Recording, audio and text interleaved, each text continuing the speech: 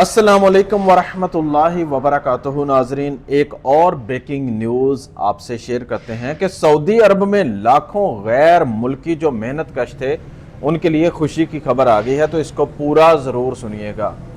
سعودی عرب میں ولی عہد شہزادہ محمد بن سلمان کی سربراہی میں ایک اہم اجلاس ہوا ہے۔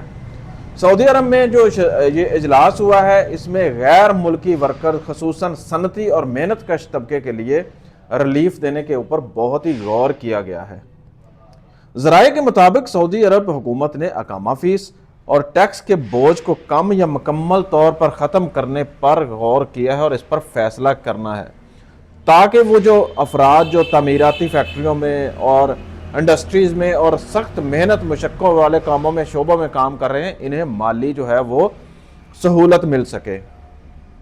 ناظرین، یہ جو اقدام ہے سعودی عرب معیشت کو مضبوط بنانے اور محنت کشوں کو سہارا دینے کے لیے اٹھایا گیا ہے۔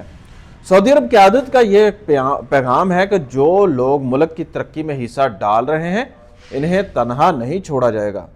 یہ فیصلہ لاکھوں غیر ملکی کارکنوں کے لیے امید کی نئی کرن ہے، خاص طور پر ان لوگوں کے لیے جو محدود آمدن میں اپنے خاندانوں کی کفالت کرتے ہیں۔ اگر آپ کے یا آپ کے کوئی جاننے والے عزیز سعودی عرب میں کام کر رہے ہیں تو یہ خبر ان تک ضرور پہنچائیے گا، اور ویڈیو کو لائک ضرور کیجیے گا، چینل کو سبسکرائب ضرور کیجیے گا۔ اللہ سب کے لیے آسانیاں فرمائے، آمین ضرور کہیے گا۔ ملتے ہیں نیکسٹ نئی ویڈیو میں۔ السلام علیکم ورحمۃ اللہ وبرکاتہ۔